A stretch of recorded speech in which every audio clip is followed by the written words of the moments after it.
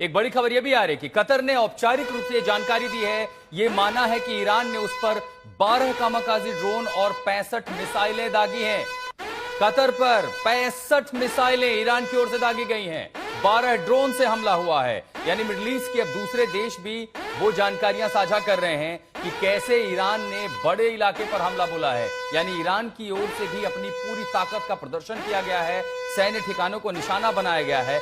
हर उस जगह पर जहां पर इजराइल या अमेरिका से संबंधित जगह हो सकती हैं, मिलिट्री इंफ्रास्ट्रक्चर हो, कंट्रोल एंड कमांड सेंटर हो, या ऐसी कोई भी व्यवस्था जो अमेरिका सैन्य ताकत के साथ उसके इंटेलिजेंस की ताकत बन रही हो। सुमित हमारे सहयोगी हमारे साथ बने हुए। सुमित, 65 मिसाइल कतर जैसे छोटे देश पर, जाए क्या ये माने कि अंधाधुंध हमला था या इसमें भी प्रिसीजन स्ट्राइक ईरान द्वारा की गई है? देखिए, अगर आप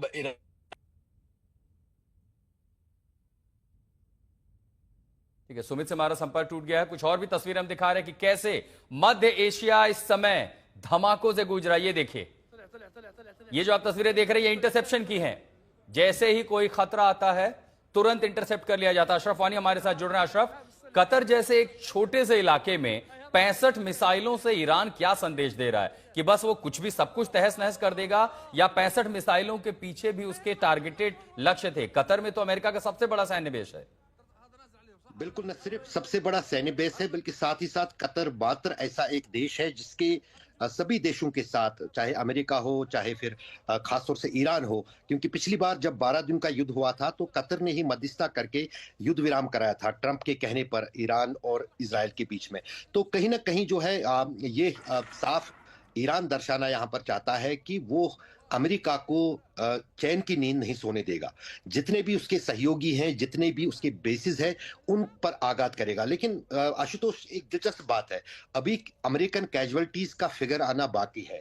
जो सूत्रों की अगर माने तो बहरीन में जानी नुकसान हुआ है अमेरिका का, और अगर वो बातें बाहर आती हैं तो कहीं ना कहीं अमेरिका पर भी दबाव जो है अपने स्तर पर या अमेरिका में बढ़ जाएगा कि आखिर क्या, जो जिससे बार बार डोनाल्ड ट्रंप दावा कर रहे थे कि वो अमेरिकन कैजुअलिटीज को रोक रहे हैं, तो क्या ये युद्ध उन्होंने अमेरिकन कैजुअलिटीज बढ़ाने के लिए शुरू किया है?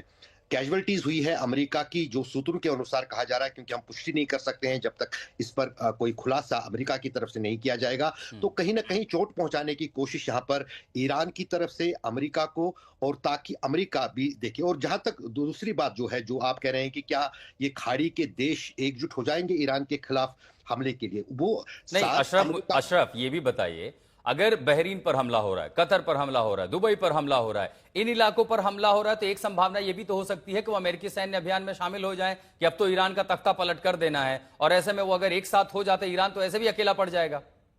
वो तो पहले ही अकेला था। कब किसी देश ने, खाड़ी के देश ने साथ दिया था ईरान का? यहां तक कि वो चाहते भी नहीं थे, और बड़ा बड़ा एक गोल जो बेंजामिन नेतन्याहू का था और अमेरिका का था कि आइसोलेट किया जाए ईरान को।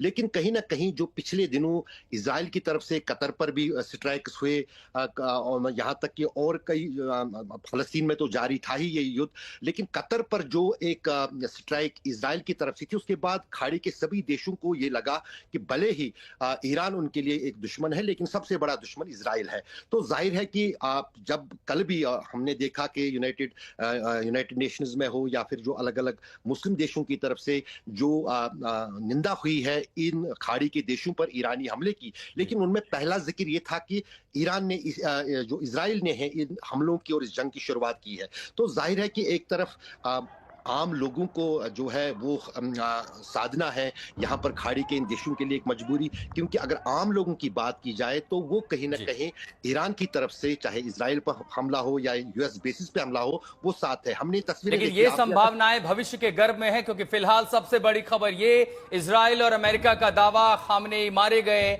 और ईरान की ओर से दावा, ये दावे झूठे हैं, खामनेई जिंदा हैं, पेजिशकियन जिंदा हैं। और ऐसे में रोहित के पास ले चलते एक बार फिर आपको। रोहित, अगर ये कहा जा रहा है कि सैन्य अभियान में अगर अमेरिका को निशाना बनाया गया, अमेरिकी सैनिकों की मौत हुई है, उसको तो अमेरिका कभी माफ नहीं करेगा, फिर तो एक और बड़े युद्ध की ओर बढ़ जाएगा। लेकिन एक और बड़ी खबर, खामनेई को लेकर के डोनाल्ड ट्रंप का बड़ा दावा। अमेरिकी राष्ट्रपति डोनाल्ड ट्रंप लगातार ये दावे कह रहे हैं, और उन्होंने खामनेई को इतिहास का सबसे क्रूर व्यक्ति बताया है, most evil person on the world. जनता के लिए अपने देश को पाने का मौका, यानी सिर्फ खामनेई के मारे जाने की जानकारी उन्होंने नहीं दी है, बल्कि ईरान के लोगों के लिए संदेश दिया है कि अपने देश को वापस ले लीजिए। ये देखिए, ये है वो सोशल मीडिया पोस्ट जिसमें ट्रंप ने खामनेई की मौत का दावा किया और ईरान की जनता के लिए संदेश भी भेजा। और जैसा कि मेरे सहयोगी बता रहे थे, इस हमले की जानकारी देने के बाद वो फ्लोरिडा में अपने सामान्य रूटीन में लौट चुके हैं, लेकिन ईरान ने इन दावों को खारिज कर दिया है। खामनेई अभी जिंदा है। ट्रंप कह रहे हैं हमने खामनेई मारे गए, तो ईरान कह रहा है अभी वो जिंदा हैं। उन्हें इतिहास का सबसे क्रूर नेता करार दिया अमेरिका ने।